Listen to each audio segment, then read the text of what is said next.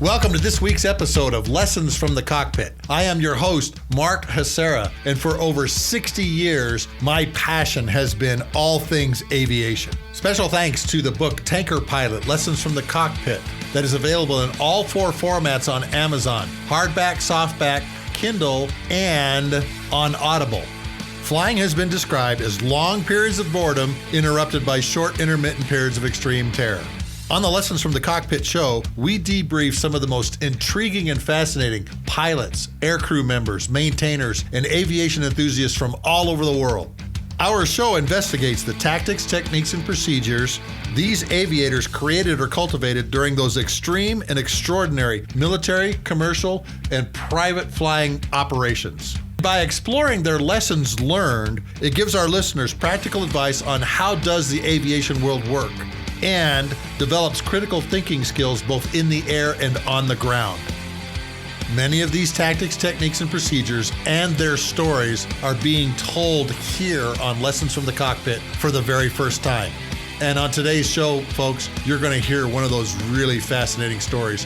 Because on today's show, folks, we're going to talk to a weapon system operator who flew during the Battle of Roberts Ridge in an F-15E Strike Eagle, call sign Twister 52. And he's going to give us his lessons learned from trying to save and recover a Navy SEAL team off of the top of Takur Mountain in March of 2002. So, grab an adult beverage of your choice, sit down, strap in, and let's begin the Lessons from the Cockpit show with Colonel Chris Russell. Call sign Spliff. Spliff Russell, great to see you today and have you on the program.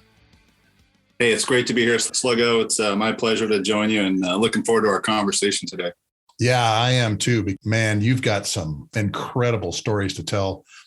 And why don't you just quickly tell everybody, this is who I am and this is what I was flying. This is my background. Yep. Chris Russell, I go by Spliff. I was flying F-15Es in Afghanistan back in 2002. Just wrapped up 26 years in the Air Force, just retired last summer. I had an outstanding career, had a lot of fun, a lot of great time flying the F-15E and working with some great airmen and great soldiers and sailors and Marines. Back in 2002, we were deployed to Kuwait Air Base. We deployed there in January of 2002 and happened to be airborne on 4 March 2002 when some unfortunate incident occurred on top of a high mountain in eastern Afghanistan that led to 7 U.S. service personnel who were killed in action with just in a matter of 24 hours. So, but we happened to be there to provide some close air support to the troops on the ground that needed our help. Yeah, and so the run up to that story obviously is, what were you doing on 9/11? Because you're a Wizzo in the Chiefs on 9/11, yep. Aren't you? Yeah, I was stationed at Seymour Johnson Air Force Base in North Carolina. I was part of the 335th Fighter Squadron, so one of 2 operational squadrons at Seymour Johnson. On 9/11, I was actually at Squadron Officer School, which is a leadership school for captains, who've been in the Air Force for 4 to 7 years. So we were doing some physical activities outside, and we all came back to the dorms to change to go into class. And that's when the towers fell. The second aircraft had hit the second tower, and shortly thereafter, the towers fell. So we were at Squadron Officer School, but I returned back to my ops unit about 2 weeks later after Squadron Officer School was done and reported to my director of operations. He said, "Hey, welcome back.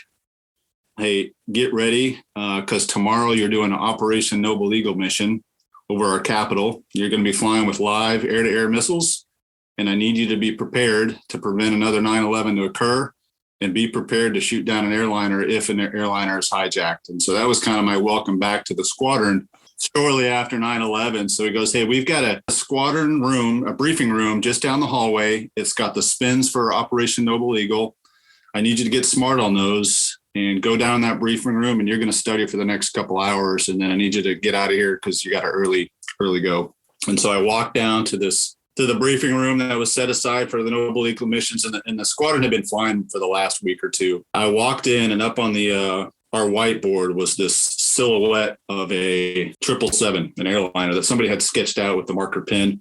And on the left-hand side was basically the rules of engagement for potentially shooting down one of these hijacked airliners. And it was step 1, try to establish two-way communication. Step 2, try to guide them and push them away from whatever threat or whatever they may be pointing at. Step 2, pop a flare across their nose. Step 4, shoot an AIM-9 across the nose. Then it's okay. Now it's time to engage this aircraft. So shoot an AIM-9, shoot 2 AMRAAMs to take down a big aircraft, strafe the cockpit. So these are the kind of ROE. And this was completely goes against everything, that we grew up training for. We were supposed to be going after enemy, behind enemy lines. And now we're potentially shooting down innocent civilians who are hijacked. So that was kind of my welcome back to the squadron after 9/11. So that was certainly a wake up call for all of us. And the emotions you must be going through thinking, I may have to shoot down a tube full of civilians. Yeah, absolutely. It was something completely unheard of. It was a bit shocking to read. We had to read through the special instructions and then walking out to your jet in North Carolina with live air-to-air AMRAAMs and AIM-9s and then flying up. It was just a really somber, quiet flight up to Washington, D.C. We capped over, the Pentagon. And we had AWACS airborne up there. We had tankers there to give us gas, and we did 3-hour bowls. And it was it was a really quiet mission, because we just really did not want to see 9/11 happen again. So it was certainly missions filled with emotions of hoping you did not have to get the call to potentially run somebody down and try to go through that ROE. So what did you and your pilot say to each other as you're walking out to the jet and you're like flying over the Pentagon?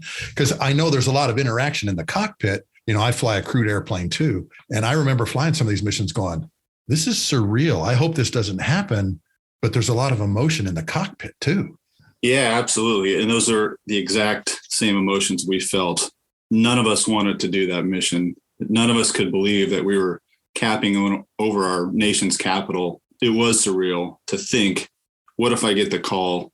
Certainly we would carry out the mission we were going to, but God, you just hope you never got that call. And thankfully, we never had to do it. We had to intercept a couple of airplanes that weren't squawking, but thank God we never had to shoot down an airliner.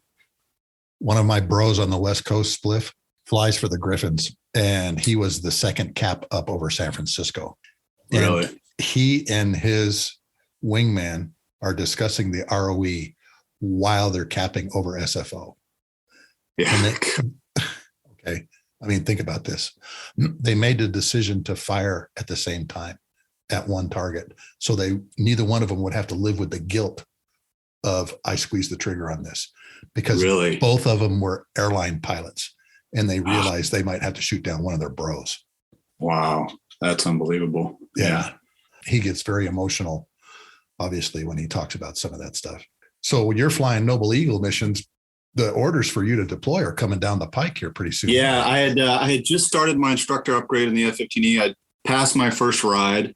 My instructor at the time was a Major Mark Kelly, who's now 4-star Mark Kelly, who's the commander of APC. I passed my ride, and I'm reflecting on everything that I had done on the ride and kind of writing all the notes of everything he passed on to me. And my DO walks in. He knocks on the door. Hey, congratulations. You passed your first ride.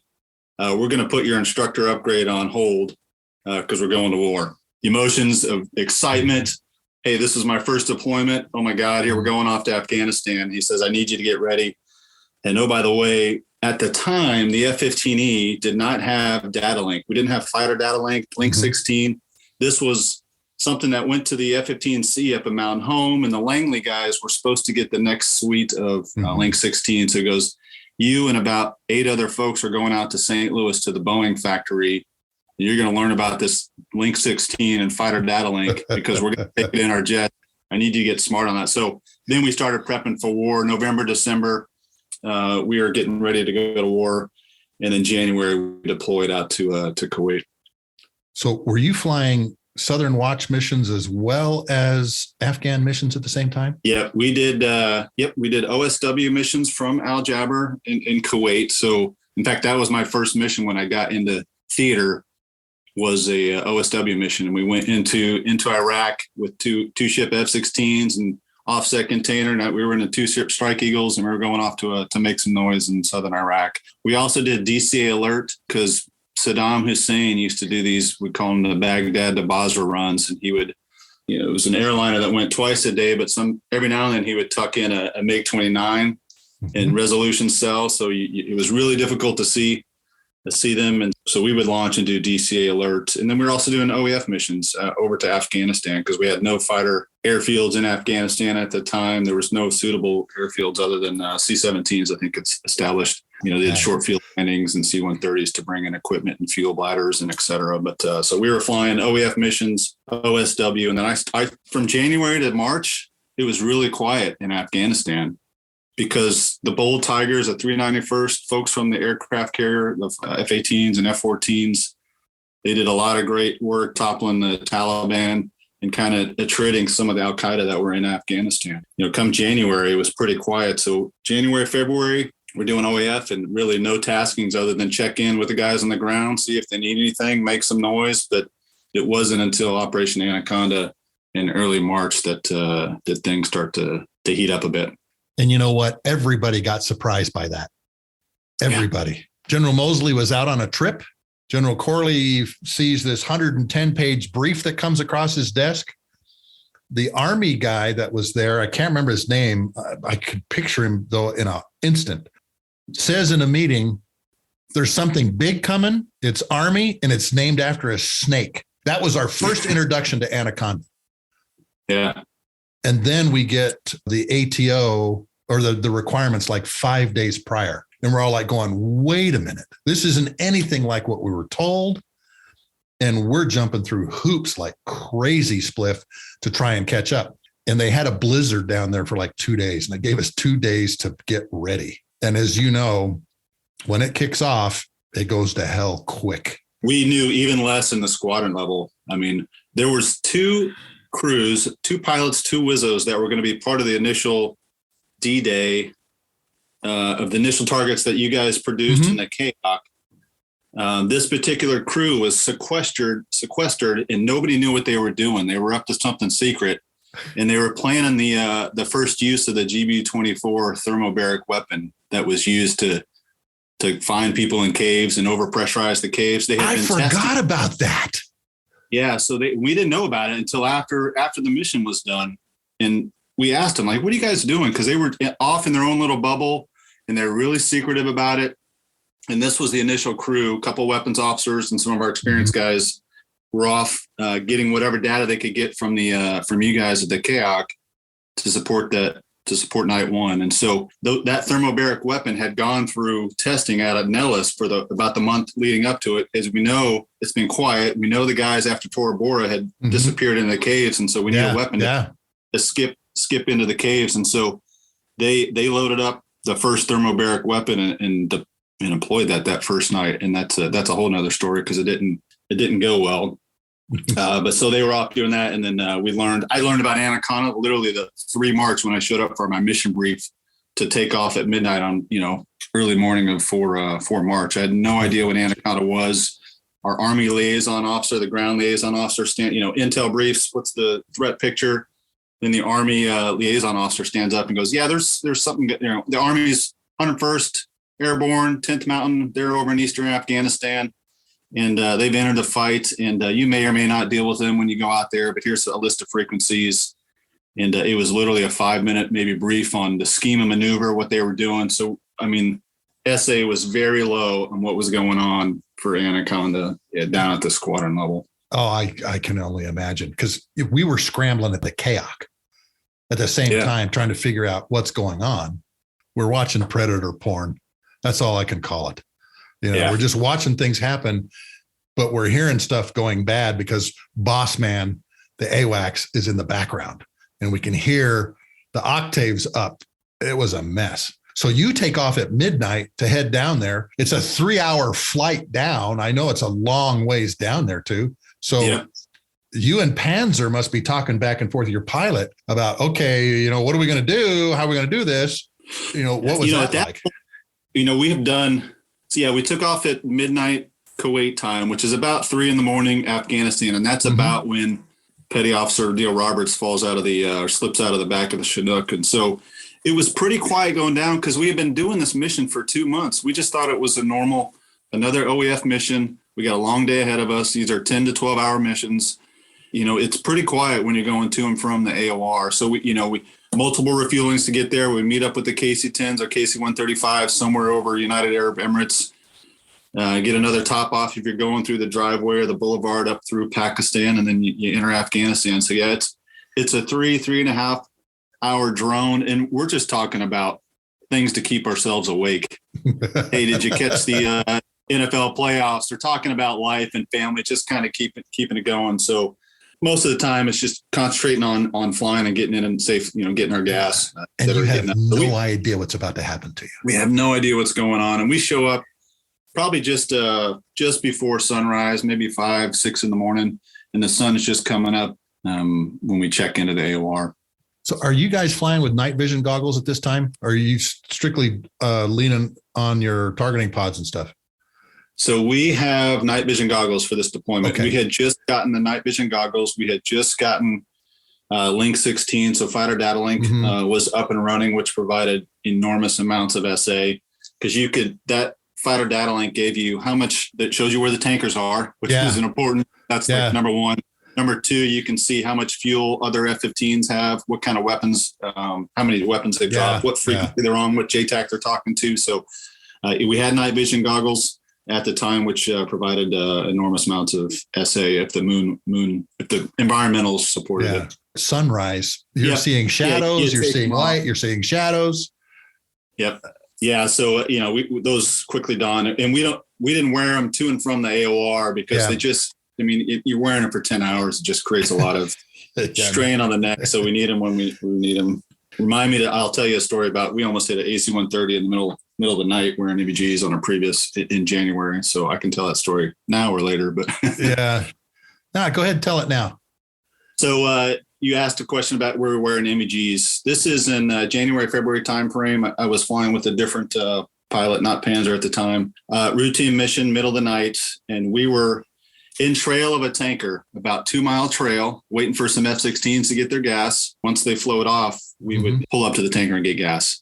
Well, I have the radar at the time. I'm running the air-to-air radar, and I lock a contact about 10 miles off our nose, about right 1 o'clock. And he's within about 1,000 feet to 500 feet of us. And I call out the traffic to everybody. Tanker acknowledges. The guys in the case 135 flight lead acknowledges. I'm monitoring this guy coming down, and I had taken off my MVGs at the time. Yeah.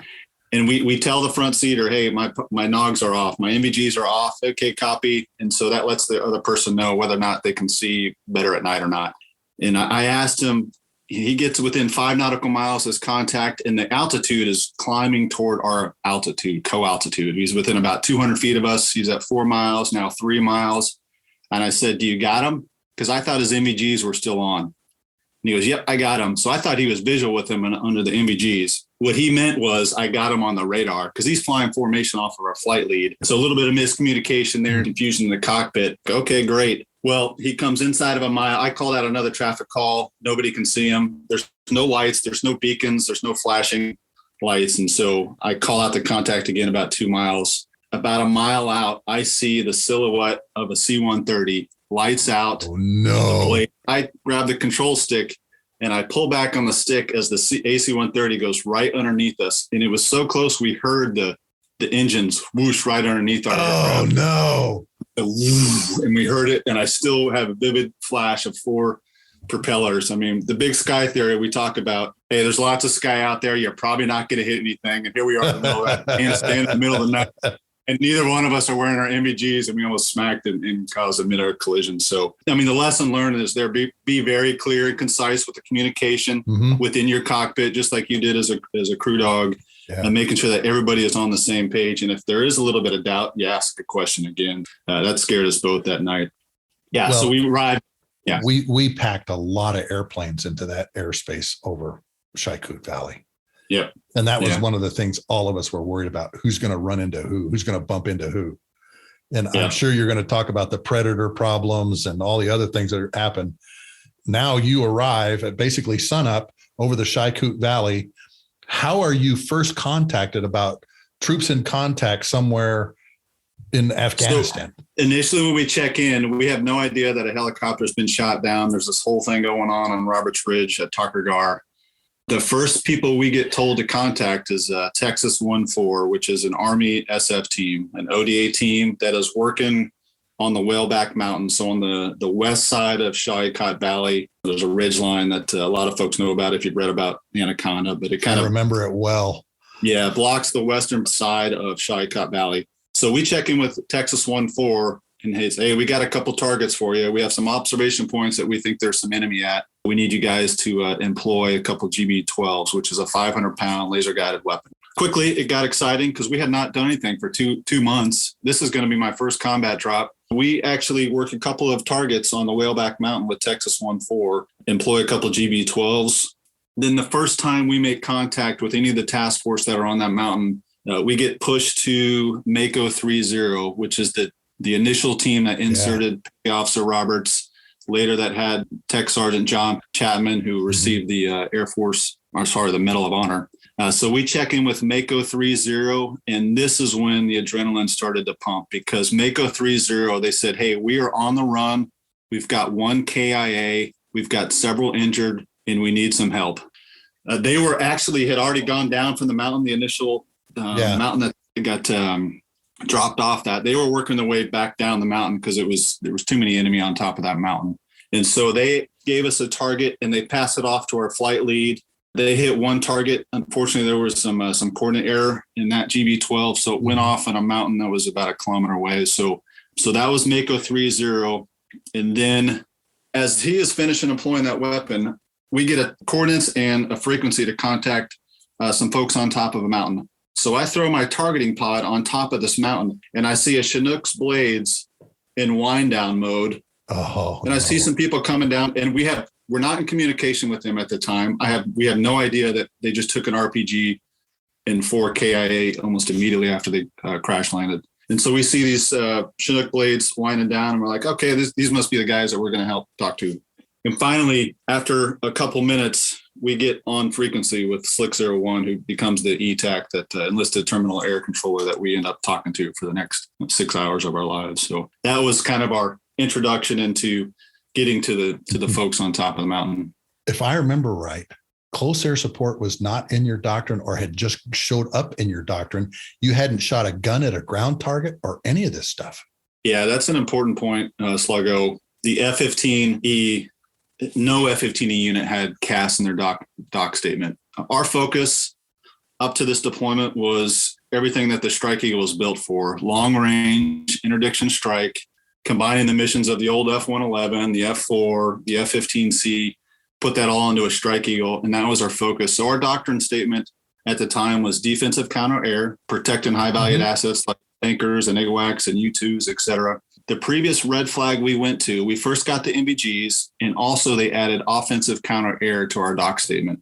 So no other F-15E unit had offensive counter-air, so our focus was on air-to-air. That red flag had no F-15Cs at the time because we were going to be the OCA squadron air. And so we were focused on, how to do, fighter escort and sweep. We had a nuclear mission at the time at Seymour Johnson. So all the certifications, verifications, which takes up a lot of time in your squadron to make sure that you're ready to execute the nation's #1 mission. So close air support was nowhere in our doc statement. It certainly was after this, after 4 March. And then you said, using the gun to hit targets on the ground. The F-15E gun and the F-15C gun, they're made for air-to-air. The gun is canted 2 degrees up so that when you're in a dogfight, the gun is pulling just a little bit of lead. If you've ever done skeet shooting or shot at anything, you need to pull lead. Well, they built the F-15E gun to help pull lead in that air-to-air dogfight. We had done air-to-ground bombing, obviously, because that was kind of our bread and butter. But the sight picture to drop a dumb bomb or a LGB is completely different than strafing at the target. You've got to put the velocity vector well below the target if you're on a 30-degree dive or a 25-degree dive, which is opposite of dumb bombing. Pointing the jet at the ground to employ the gun, something we had never done before. And the first time we're doing it is in combat on 4 March 2002. So it was certainly an eye-opening experience. And you're laying bullets down 80 to 100 meters from the good guys. Danger close for the first time. Yeah, so danger close means, for the folks that don't know, is friendly and enemy forces are within 1 kilometer of each other. And a lot of the weapons that we employ, if you dropped a 500-pound weapon, fragmentation from those bombs are going to take out a lot of people in that fragmentation area. Yeah, we are employing within 75 meters. In fact, some of the guys moved up to 50 meters from the bunker, and we're trying to shoot the gun. And so when you're coming down the chute and you look at the gun pipper, the helicopter is right on the edge where we're trying to lay down bullets. And so it's very, very dangerous. Both the pilots who did the strafing did an outstanding job because it obviously the risk was quite high. And it was the first time anybody had done emergency CAS, I think, since Vietnam War. So at least in the conventional Air Force. I didn't know that. Yeah. I don't know about the gunship and some of the special op missions that go around the world, but I don't believe it happened in Desert Storm. But I had heard that this is the first time we had done some sort of ECAS like that in a long time. So, yeah. And you can see the helicopter on the mountain in the video. Yeah. The talk on took all of about 30 seconds. We queued up, we see a helicopter, see the clump of trees at the 12 o'clock position off the nose. That's where the enemy is. I need you to lay down fire there. So. And that must have been something crazy going through your head. I've never done this before. And now I'm laying down bullets. But you're saying to yourself at the same time, I'm protecting my guys. I'm going to do whatever I can, whatever it takes, takes.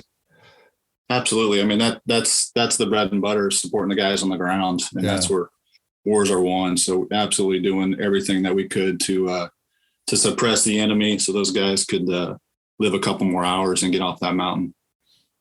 What happens as you're doing this? I mean, you're there for a while, so you're rotating off tankers, you're going back and forth into the battle. Yeah, there was, this is where the lessons come in some of the C2 structure that was in place. You had the special ops world was on a completely different chain of command, operating on different frequencies. You had a CIA predator in the area that was on its own frequency in our CAS wheel. You had an EP3 that was trying to collect information on the battlefield that was in our CAS wheel. Multiple frequencies out there. And we had no FAC-A. We had no A-10s in theater. So the AWACS, who is not trained to do the work of what an ASOC should do or what an A-10 should do, they're trying to manage the tankers that are communicating with you guys back in the KAOC. Mm-hmm. They're trying to flow in assets. It was really, really frustrating. You talk about the fog and friction of war. I mean, it was happening all in that valley. The valley was only about 5 miles by 3 miles wide and long. You had a lot of folks in that airspace trying to help out this fight that was going on. And it was really challenging. It was frustrating because we would be talking to the guys on top of the mountain. And then we would get told, hey, clear off because there's some B-52s that want to lay down bombs in the valley, which is only a couple miles away. So we would get told to hold either east or west, and we'll call you back in. And so when we're checking out, the guys that we're talking to on the ground, like, where are you guys going? Get back here. We need you. Well, sorry, we're being told to get out of the way because B-52s are going to lay down some fire. Yeah. I mean, we would spend 30, 45 minutes. All right, well, let's go get some gas and then come back. Hey, stand by. That predator wants to shoot a hellfire at the bunker. Then they don't get cleared because of the danger close situation. They later do. They later get cleared later on in the day. But there was massive confusion. It was really frustrating in the airplane knowing that those guys are on the ground getting shot at. We've got weapons on board. Guys were pedaling hard everywhere trying to do what's right. It's just the kind of the structure we went into that fight was just not quite ready to handle that. And they later squared it away, but it took a few days. So I got to see the General Mosley's brief to General Hornberg after the fight. One of his Commander's Action Group guys came up to me, and guess what was lesson learned number one? Command structure. The AFSOC guys were actually getting their orders from Nasira and Oman, right? People there on Oman. Yeah. And there was just a whole bunch of errors that happened because MAKO 30 wasn't the original team that was supposed to go up there. Right. It was Blaber's team from Delta Force who had done all of this mission planning, all of this preparation, and then we're told at the last minute, SEALs are taking this one. Yeah. And that led to a lot of things too. And we had airplanes stacked up above you to include, for the first time, the E-8 Joint Stars that was down there, call sign Stiletto, plus the tankers, AWACS, everything, like you mentioned. One of my dearest friends was a director in the crow's nest at the KAOC. And I remember him telling me, F-18 Hornet guy, I'm not trained to do any of this stuff. I'm not a battle manager. And he says he's, pulling things out of every orifice. And fortunately, we had a lot of very highly trained people that were able to put all this together. And I think that was also the night that we sent A-10s down. I think that's when Soup Campbell and Canine were actually coming down. They get there like in the afternoon, if I remember right. We passed them on the way down. On the way home, we passed them as they were going to, I think Pakistan was their initial location. Yeah. I mean, it was just a very crazy time listening to it on the radios. So finally, you guys are like in the middle of this fight and you're like cleared off, aren't you? You're told like, go home. Yeah, we're told, hey, your vol time is done. We've got some F-16s that are coming to replace you. And they were 2 F-16s from the same base that we had come into. We had expended all of our rounds of our gun, our 20 millimeter. Mm-hmm. So we had done probably 5 or 6 passes each. And so we were told to go home. Well, each of us had a couple GB-12s left on station. So we go to the tanker, we fill up and we start coordinating, through boss man. Hey, we've got some more weapons. There's guys on the ground. And so we kind of pushed to get back in the fight. But F-16s also did some good work because they employed the gun. Mm-hmm. I believe the flight lead, Divot, who's the squadron commander, actually did the strafing. And then I think they both, at least one of them dropped GB-12s. They dropped the first 500 because the enemy was reinforcing. They were coming up the mountains, and the guys up on top of the Americans that were up on top of the mountain were slowly being overwhelmed. And so it got so bad up there that they finally came up with a plan. The ETACs up on top of the mountain said, hey, we've got to lay down some heavier ordnance. Yeah. And so they figured out a plan of how to hide behind, rocks, what attack access to use that would hopefully minimize the rock and the fragmentation coming off the bunker and the mountain there. So yeah, the 2 ship F-16s laid down a couple bombs, but they were only carrying, I think, 2 or 4 apiece. And so they I don't think the wingmen dropped GB-12s on that one, but so they did a couple hours of just going on into the target, getting kicked off for other various reasons. And we stayed with the tanker and kind of held outside the target area, hoping that someone would call us back in. And thankfully, the 2 ship of F-16s made their way back to Kuwait. So they came in to replace us, and they actually landed before we got home because we stayed on for a couple more hours because we still had bombs and we wanted to still help those guys. And the next time we checked back in with them is when we got clearance to drop GB-12s, and somewhere in there, our flight lead's radio failed. And so we took the tactical lead and worked with a JTAC, got the talk on to, and so in our 2 ship, I was the first to, me and Panzer were the first to release our GB-12. And I was really concerned because it's about 200, anything inside of 200 meters with a GB-12, it's very dangerous. I mean, high likelihood that if you're inside that circle, you're probably going to get hit by something. You may not die, but you get hit. It's going to hurt.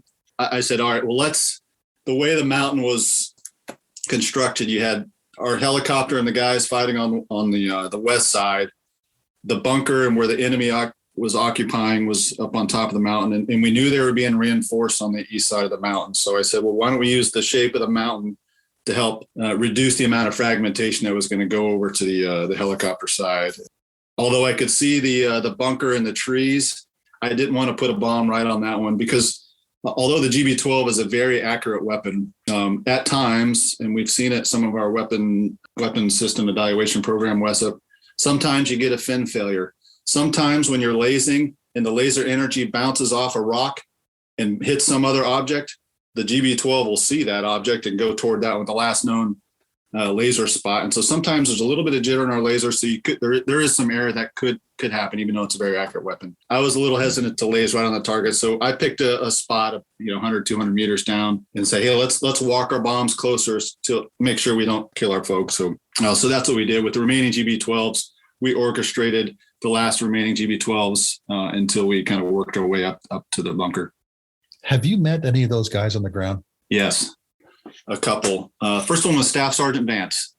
So he was a Silver Star recipient from that mission. He was a ETAC at the time, enlisted terminal air controller. Now he was Slick 01, right? He was Slick 01. And he was the guy that we should have been talking to, because he was the guy who was qualified to how to employ air power, but he was busy holding down the enemy. And so we asked Gabe Brown, who did an amazing job. It was the guy who we talked to, was another combat controller on the ground. So we mostly talked with Sergeant Brown, but Vance was giving Brown some direction to kind of help orchestrate the talk on and our attacks. And so we later met Sergeant Vance. He was part of the 75th Ranger Regiment out at Fort Bragg. We invited him up to North Carolina after we got done with our deployment. And he told his story, his perspective from the ground, which, I mean, he had the whole audience, our whole squadron captivated to his story of just bravery and sure warrior ethos. And then we told our side of the story. We introduced him to Jeremiah Weed, which he loved. So we had a good day in the bar. But what was funny was he goes, "Hey guys, I never told you this, but you were getting shot at." And we're like, "Shot at with what?" He goes, "As you guys were doing your strafing runs with the gun, they were shooting RPGs up at you and they were going off all around your airplane." And we're like, "What? How come you didn't tell us that?" And we're like, "Well, we didn't want you to go away." So like, all right, well, fair enough. That makes sense. Got been shot at. So yeah, we had no idea. None of us saw these RPGs that were potentially going off around, and they probably were going off just underneath us. But pretty funny story now that we're after the fact and did not get hit by any of them. Isn't that crazy that you learn things, and what's this, years later, from a completely different viewpoint that you had no idea what was going on? Okay. No idea. Like the RPGs, listening to his perspective, it must have been spellbinding, because he's getting shot at. He's trying to orchestrate all of this. He's got guys that are already dead that didn't even make it off of the ramp of the helicopter. Sergeant Vance, oh man, that must. Yeah, he was the next State of the Union address by Bush 43. Vance was up in the audience, and Bush recognized him and standing ovation for his actions. Yeah. I think he won a second Silver Star for a couple years later for more ass kicking in Afghanistan. So, I tell you, I met one other gentleman. He was the pilot of the Chinook in the front right seat. He was flying when the RPG slammed into that Chinook that we were providing support to. I met him at Virginia Tech. He's part of the faculty there, works on Virginia Tech, but he was a chief warrant officer, part of the 160th Special Ops Aviation Regiment. Best helicopter unit in the world. It is. Those guys are unbelievable. And so he came and listened to, I was briefing some of the Air Force ROTC cadets out at Virginia Tech a couple of years ago. I did 2 sessions, one in the morning, one in the afternoon. And in the morning session, the Army ROTC detachment commander listened in. My morning session, he goes, "I need you to meet somebody." And that afternoon, in walks this guy, Ron Calvert, who was the chief warrant officer. And he's like, "Yeah, I was flying Slick 01 or Razor 01 that day. And I was the one who got shot at." So he's telling this story about getting hit by the RPG. He took 11 rounds as he was hovering and trying to crash land. 9 of them hit his Kevlar vest, and 2 of them hit him outside of his Kevlar vest. And so he had bullet holes in him. And so he's telling this story, and I'm just in awe. I'm like, I can't believe I'm meeting a pilot and his story. And so he kind of tells his story of what happened up on top of the mountain. And he was starting to lose a lot of blood. And one of the PJs there, pararescueman, MedTech's senior airman Jason Cunningham, who was killed on that mountain. He's the one that saved this guy, Ron Calvert's life. And he was off a couple hours later. He had made his way, the pilot had made his way back off the ramp and kind of shielding himself from the enemy fire. And Jason Cunningham was tending to his injuries when Jason Cunningham took a shot just underneath in the femoral artery. And that's the hit that eventually he bled out. But he was there when Cunningham was saving his life. And so incredible story, both on Jason Cunningham and this chief warrant officer's pilot skills to crash land. I mean, he was running out of, crash landing on top of that mountain, getting shot at as well. So unbelievable. Well, and the video shows parts of the vehicle flying through the air. Yeah. Okay. When they get hit by the RPG. Right. Yeah. And brother, I was watching that from the KAOC, and I remember everybody going, "Oh," as the helicopter gets hit, and we see the guys coming off the back. Those 4 guys drop. We're like going, "Oh crap. This just got even more confusing." Yeah, he told me that his operations center, he had popped the jet. They can jettison their windows. Yeah. And it had popped out. Well, from the video, they thought he was dead for a long time because it looked like maybe a body slumping over. Mm-hmm. And so they were kind of doing tally. Well, how many people, when we do get up there to rescue them, how many KI do we have? And they basically had written him off until later on. They're like, oh, we thought you were dead, but thankfully he survived. So yeah, there's a lot you can glean from Predator video, but obviously some of the details, it helps to have a human on the ground for sure. Well, yeah. And having Kevin Vance tell you, hey, did you know you're getting shot at? Yeah, that's right. And you're like, what? Yeah. Exactly. What?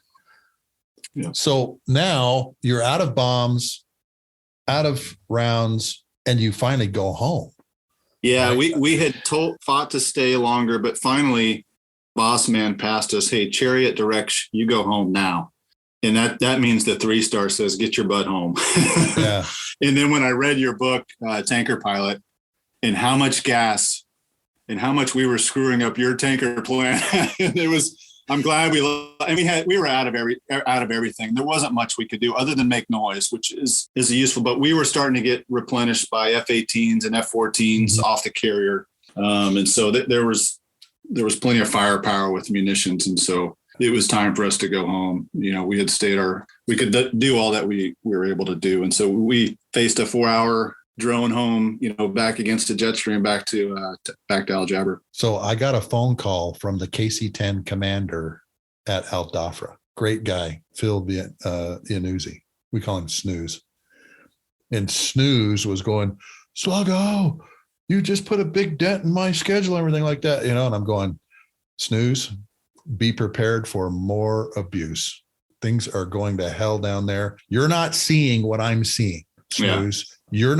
You're not involved with what's going on. Well, what's going on? He said, and I told him, a helicopter's down and there's a lot of guys dead right now. And he just goes, well, it's really messing with my schedule and everything like that. And I said, stand by for more abuse. Yeah. Because your airplane can refuel boom and drogue receivers at the same time with the same tanker.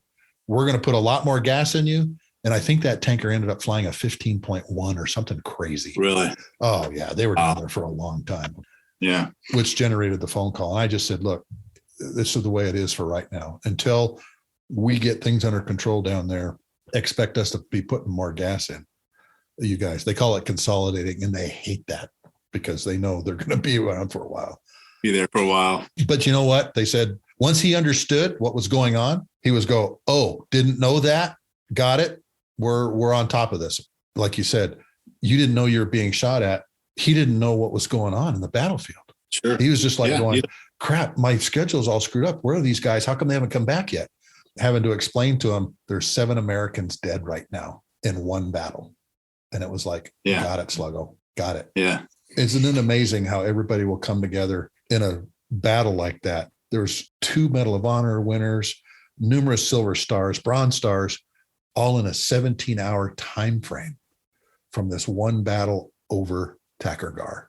Yeah, it's a story of bravery. Yeah. It's about helping the person you're fighting with, on your left and right, doing whatever it takes to help those guys out. Absolutely. It was remarkable. And innovation on the fly. Yeah. Yeah. Having to do things for the very first time that you've never done before. And you're just like going, okay. Junior being an A-10 pilot, he probably can figure out, okay, he was, and to all my listeners, he was flying in Twister 5-1. So he's at least shot a gun at the ground. Yeah, we couldn't ask for a better flight lead at the time to do the first cast in the F-15E as a guy who, grew up flying the A-10, at least one assignment prior to that. He had experience in Allied force. You got a DFC and Allied force, employing the A-10 in the gun as well. So the stars were aligned to make that he was leading our 2 ship. It was really helpful. And he had an experienced Wizzo in his backseat, a lieutenant colonel previous 111 guy. So we had the right guys in Twister 5-1 for sure. Isn't that amazing too? So what do you and Panzer talk about on the way home after something so emotional? Your adrenaline going up and down. And what are you guys talking about in the cockpit on the way home? I think the overwhelming emotion was frustration at first. I think we were really frustrated that we couldn't do more, that it took us so long. I mean, we're getting kicked off the target area, back to the target area, kicked off the target area, back. So there was that emotion. There was, the second one is, wow, we've never dropped in combat. And here we are, Winchester, going back home with we were carrying 9 GB-12s at the time and 500 rounds of 20 Mike, and we had employed all that. And we had 4 missiles, 2 AMRAAMs and AIM-9s that we were carrying back. But to be Winchester, air to ground, in our first combat drop was not something that we had seen in a while. So we had that. We had fatigue. Certainly we were tired. We were exhausted because just, combat, it's not pales in comparison to what was going on in the mountain. As we're flying home, knowing that they are still on top of that mountain, but certainly it was a long mission. It was 12 and a half hours, 12.3 hours, I think is what it was. We had 8 air refueling. So there was quite a lot going on. So there was a little bit tired, but our exhaustion was the least of our worries at that time. It was really focused on how we've got to tell people when we get back kind of what happened so we can quickly help those guys out. But well, I'm sure that you had a crowd around your videotape while you guys were debriefing, looking at all this stuff. We did. There's the helicopter. There's the helicopter. Initially, it was just a few folks, but then as the story came out, absolutely when we came back, because folks had gotten the news from the KAOK before we landed. Like some folks had seen the Predator video. Our LNO was watching the same Predator video that you saw in the KAOK. We talked to him on the phone. He saw, Roberts, have his last minutes on top of that mountain. It was pretty gruesome. So we heard about that, and we spent several hours with intel debriefing, watching our videos, and then documenting that out so we could send it off to the KAOK and the leadership to figure out what kind of help we needed. And we talked to the vice group commander, El Cid, who was an A-10 pilot there, and he's great American. Yep, Matt Neuenswander. He's outstanding. He is still. It's been a few years since I've talked to him, but he retired. He was an ASOG group commander, but he retired. I won't say where he's at just in case, but he is still very much involved in sharing those lessons and making sure that the air component and the ground component work well together. And all the integration, the technology, the tactics, techniques, and procedures. He's the great American. He wrote a really good article about that too. Yeah, he's out there that's got it written about that. And he later forward deployed with the A-10. In fact, we were airborne 2 nights later. Me and Panzer on 6 March on our next mission, and El Cid is out there in his A-10, and we have our Link 16, and so we can see him. He doesn't have Link 16, and he's asking for help from Boss Man about something. We just pipe over like, hey, he's left 10 o'clock. Where's the tanker kind of thing? Hey, a couple of these point out. He's like, God, I wish I had that much essay. Thank you guys. Yeah. But, so he was awesome to work with and certainly helped get the A-10s into the fight. And after a couple of days, once the A-10 showed up and all you guys at the KAOK, it really started to smooth over. We had FAC-A there. We had folks controlling who was in and out of the airspace, and it worked much better the way it's supposed to be. Yeah. So I tell you, on that 2 days later, 6 March, so Panzer and I are back in the action. 6 March, the landscape had changed. If you recall, I know you know this, but everybody thought the enemy was in that valley and they had escaped east toward Pakistan. And so the main target areas were they call them rat lines, the trails that led into Pakistan is where they were fleeing to. So those became our focus areas. And so we had changed our weapons loadout to general purpose airburst weapons and cluster munitions back when they were legal to drop. We were looking for those targets. And at the end, I will never forget this. At the end, when we checked in, they said, hey, if we don't task you in the next 3 hours, we want you to ripple your Mark 80, your dumb bombs on this particular target and then head home. Okay, got it. So 3 hours it happens. We don't get a tasking. We check back in with Boss Man and they said, yep, you're still clear to hit that target. Clear to ripple your, 12 Mark 80, or I think we had 3. We had GB-12s. We had pretty mixed configuration. So it was 3 for us and 3 GB Mark 82s from our wingman. So we turned final. This is a night delivery. We're about ready to release. We're about 15 seconds from release. I find the target, and it's just basically a rat line of where we think the enemy might be moving in and out. And about 5 seconds prior to release, up on the Link 16 pops this helicopter symbol. A friendly helicopter, a green symbol on our display, which tells us it's a friendly helicopter. I roll my cursors to it. It says CH-47 or MH-47, which is a Chinook. And I go, stand by, Panzer, do not drop, do not drop. and the helicopter flies right through the target area where we were about ready to drop weapons. Oh my gosh. Thank God for Link 16. Thank you for her developed this system, because it potentially prevented a fratricide. And so we go weapon safe. We come back around. We notify boss man. We're like, hey, you told us there were no friendlies in the area. They're like, yeah, we didn't think anybody was down there. We'll check it out. And so it's still a little bit of, comm issues. And it was hard. Communication in those valleys is really tough. You had to have line of sight. We didn't have Bacon there at the time, so we didn't have that airborne kind of radio system flying around yet. So not everybody was talking on the same frequency. And if they were, then maybe the mountains got in the way. Anyway, so we rolled back around and then dropped our weapons and then headed home and hit the target. But it was, thank God, that Link 16, I think, potentially saved us from a really bad incident that night. Isn't that crazy? That one little system that you have. And how much situational awareness. Yeah, it was huge. Because think about what had happened if that helicopter had waited 6 seconds to take off. Yeah, absolutely. Yeah, it would have been a bad day. For the audience, Bacon is an airplane that has a radio relay in it that we use over Afghanistan later. And that was a big game changer for everybody, because again, you can't talk through these mountains. People don't realize these are 19,000 foot peaks that we're battling on, 12, 16, 19,000 foot.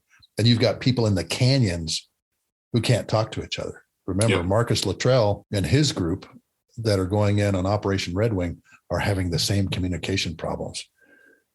And Murph goes out with his phone, with his radio on top of a rock, exposes himself, gets shot just so he can get off a phone call to say, we're in trouble. Here's where we're at.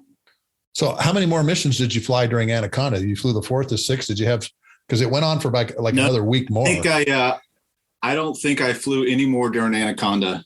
It was more about getting other folks some combat experience, because we were, at the time, we were only doing 3 or 4 month deployments. And so we were supposed to be going home at the end of March. And so they wanted to get other folks in the squadron some combat experience. And so we had the capacity to do that. So I was also going through my instructor upgrade during the time. While you're deployed? Yeah, which is pretty rare, but it was so slow in that January, February time. So no, I did not fly any more Anaconda missions. I maybe flew 1 or 2 more after Anaconda was done, and nothing certainly as significant. I didn't drop any more during that deployment. So it was just those 2 missions. So, and things were pretty boring over Iraq at the same time too, weren't they? Yeah, it was still OSW, not much going on. However, lots of planning in the CAOC at the time. Because I remember Mark Kelly, I was talking about, General Kelly now, came back and said, oh, by the way, get ready, because we might be going into Iraq soon. And we were all just like, what are we talking about? We still got Afghanistan for you. Yeah.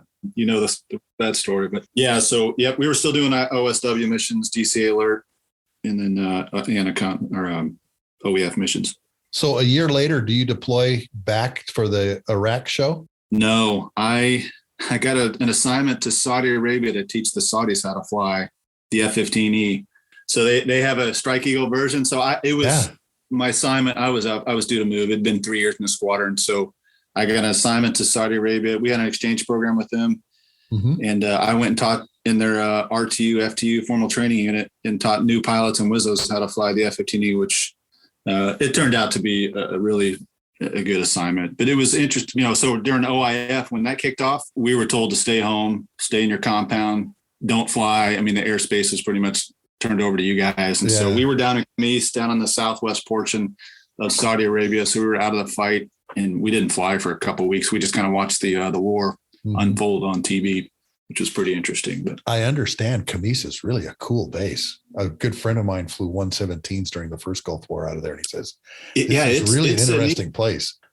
Yeah, they still have the F-117 shelters that they use for F-15s. It's up at 6,000 or 7,000 feet. So the climate is really comfortable. When it's June or July in Riyadh and the temperatures are 130, it's 90, 95. And so clean mountain air. It was actually, the climate was pretty nice. Talk to us about, here you are training one of our international partners. And what was that like? And maybe relate some of your lessons learned from being this very experienced WISO now flying with an international partner. Yep.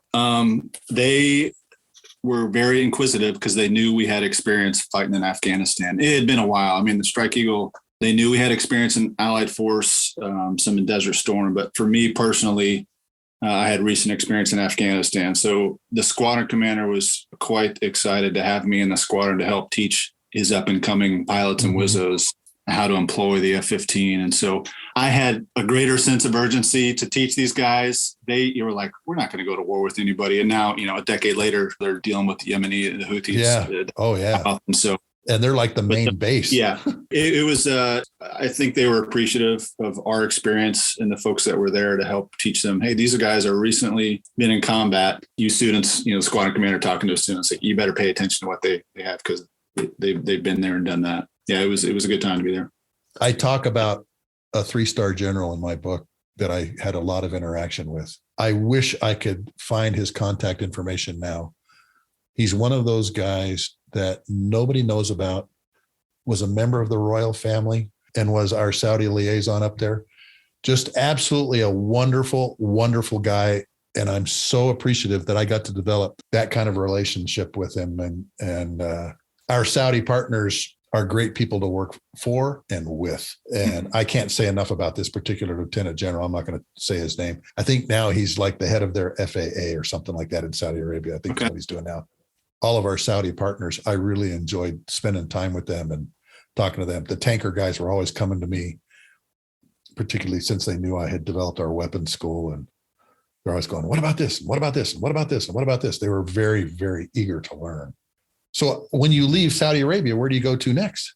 Off to Lakenheath for my next ops assignment. And I got to fly in the 494th Fighter Squadron at Lakenheath. Did about 3 years with that squadron. And then I went back to Seymour Johnson and taught at the FTU there. So I did that for about a year off or for a year and a half, and then went off to school. I went to Army. I asked to go to Army Command and General Staff College because of my experience in Afghanistan. Because I'll be honest with you, when the glow stands up, the Army guy in your squadron stands up and shows you a bunch of symbols on a map, I didn't have a clue what any of those words meant.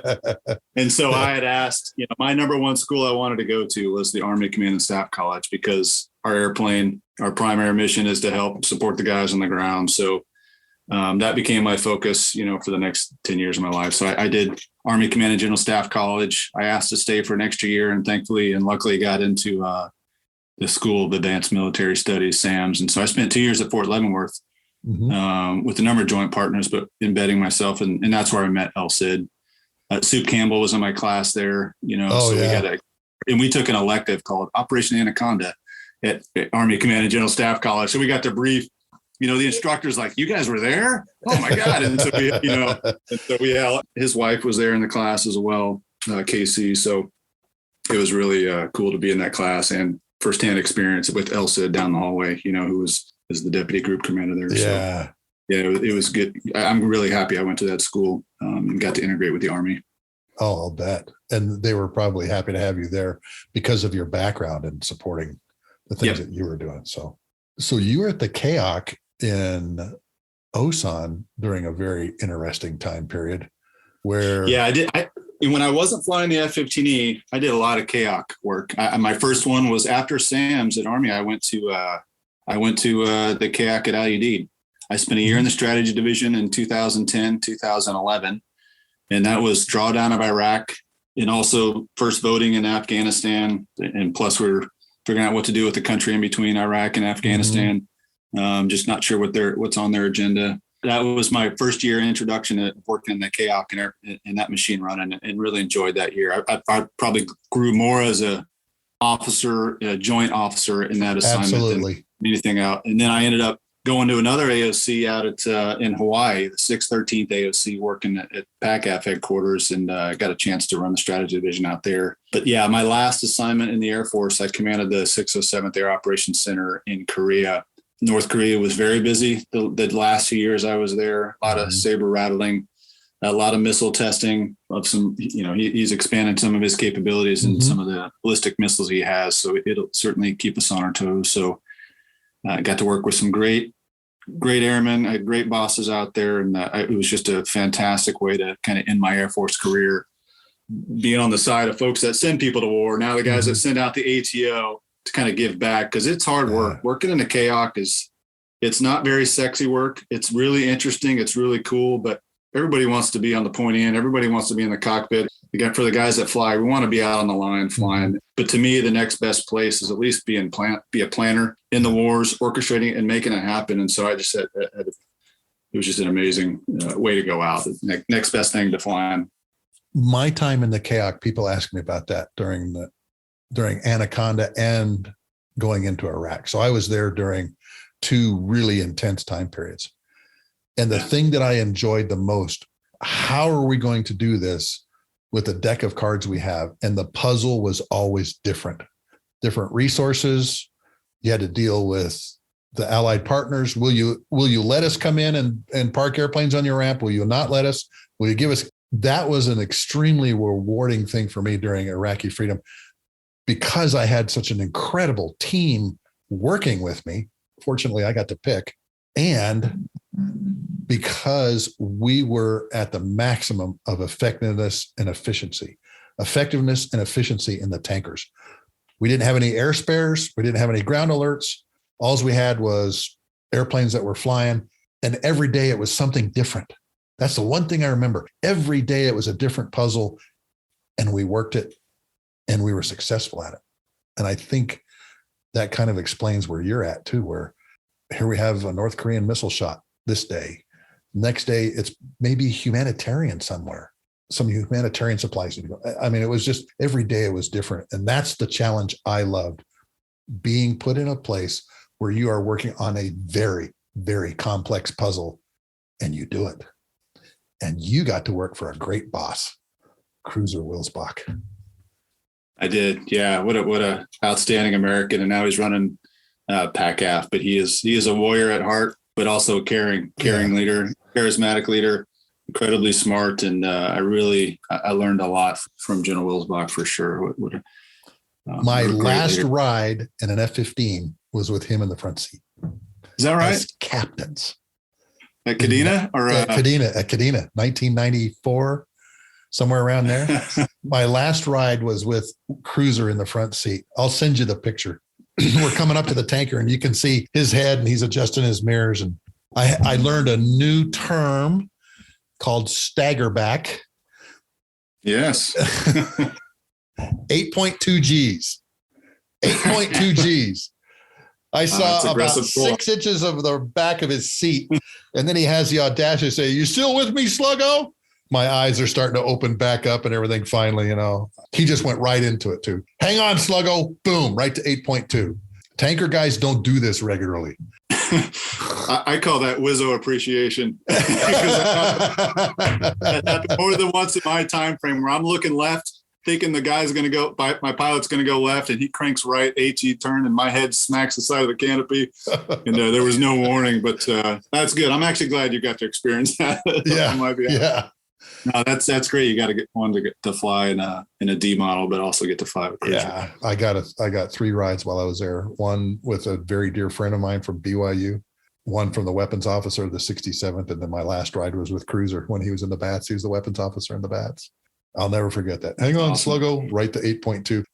In my mind, my eyeballs went right to the G meter when he said that. I didn't go anywhere else. I went right to the G meter, and I saw it go like 8.2, and I'm like going, trying to stay awake. And he pulls out, "Are you with me? Are you with me?" Well, yeah, I'm waking up.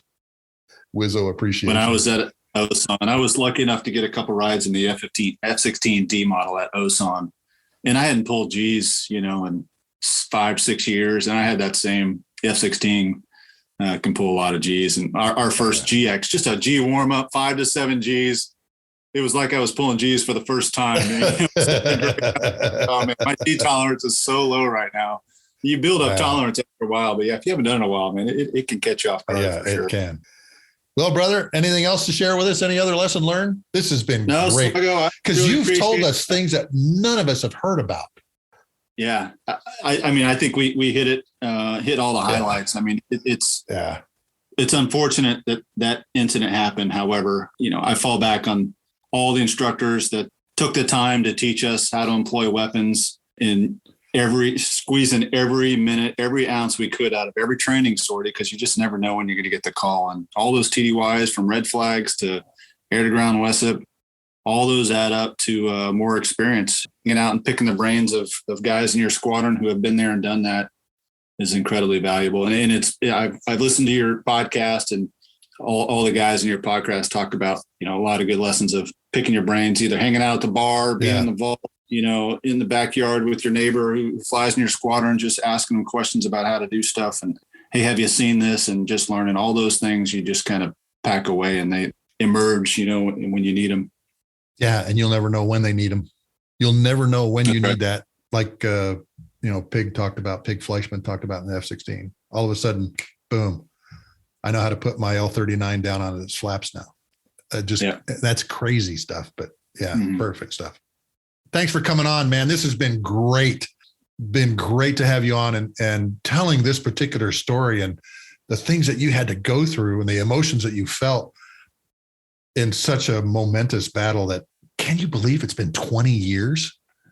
I can't. No, because I still have vivid memories. I cannot believe it's been 20 years. So how time flies. But I really appreciate you on the show. It was a pleasure to talk to you, and enjoyed telling a little bit about what happened 20 years ago on a mountaintop in Afghanistan. Thanks again, brother, for being on. All right. Take care, Sluggo. Good talking to you. Okay, folks, I'm going to take you into battle here for a few minutes. Spliff Russell was kind enough to send me his video that has the audio to it. And I want you to listen to what's going on. They've already made one pass, and the guys on the ground have told him, no, I need you to swing it around a little bit. And you have to remember, during this whole time period, Slick 01, Sergeant Vance, and Gabe Brown on the ground are getting shot at from several directions by all of these Al-Qaeda. And listen how calm their voices are. You can hear Twister 5-1 and 5-2 are trying to get their bearings. They just showed up. They're just trying to figure out what's going on. They've already made one pass and realized, wait a minute, we got to move it. So listen to the voices and listen to all the confusion and extra chatter that's going on behind the scene on the radio. And of course, Slick 01 saying, kill that target. Heading, negative on heading. You need to attack towards the north. Towards the north. Number 1, he wants us to come out from the dry plains area, I think more from the west. Get heading, trying to knock you off. Copy. Attack Venom and we'll clear you hot and kill that target. Staff Sergeant Gabe Brown continues to call in fire from Twister 5-1 and 5-2. This clip that you're going to hear is him calling them to come back, telling them how to do it, and he says, danger close, and he gives his initials saying, I take responsibility for where your bullets are going to land. And remember, he just got off of a helicopter that has 4 people dead in it already. A door gunner and 3 of the 75th Ranger Battalion folks that he flew up there on. He's calling in firepower to put the hurt on Al-Qaeda on this mountain. Make restricted attack heading 220 and reciprocal. And keep them coming, keep them coming. With their danger close, 75 meters, Gulf Bravo. Copy. Warning. 220 was the last pass, good heading or not? Yes. I want you to light that damn tree up off the nose of the helo. Jaguar 1-2, over.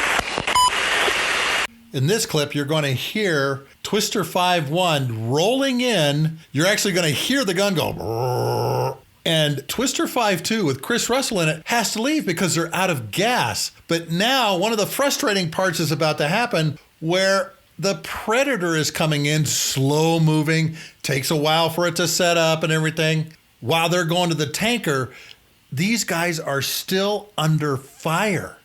They're still being shot at on the ground. MAKO 3-0 and the quick reaction force that have Gabe Brown and Kevin Vance in it. One heads up, there's a Predator on vital. Copy. 5-1, Twister 5-1's in, heading 220. Friendly helicopter in sight. Roger that, cleared hot. Don't put your bullets over the ridge. 5,000. Please gonna go in route to the tanker. Hey, those bullets are right on. They're right on. So did you hear Gabe Brown right there at the end? Hey, those bullets are right on, right on. They're strafing these trees with 20 millimeter bullets. They're shooting like 180 to 200 bullets in that brrr that you heard. And he's telling them, they're right on, because he's looking up the mountain and he sees the trees exploding and he can smell the pine from the trees as they're hitting them. Again, he's only 80 meters away from this position, this bunker and this clump of trees on top of the mountain, Takurgar Mountain. The other crazy thing about this is Neil Roberts, the SEAL, his body is up there leaning against a tree near this massive rock, which you can see in the video. You can also see the downed Chinook helicopter, Razor 1, in Spliff's video and Twister 5-1's video. But another Medal of Honor winner is in one of those bunkers, dead. They don't know that. Tech Sergeant John Chapman, Air Force Combat Controller, is in one of those bunkers amongst the trees. This is part of the confusion and the fog of war. You may not know where everybody is. They know where Gabe Brown is. He's 80 meters down on this side of the mountain that they're shooting at. And he keeps telling them, shoot right off the nose, shoot right off the nose. I want bullets in that clump of trees because that's where the Al-Qaeda fighters and the Taliban fighters are all located. Now, remember a couple weeks ago that Pig Fleischman, when we interviewed him, he said, gas is your hourglass. And now you hear Twister 5-1 and 5-2. They're both out of gas. They have to leave.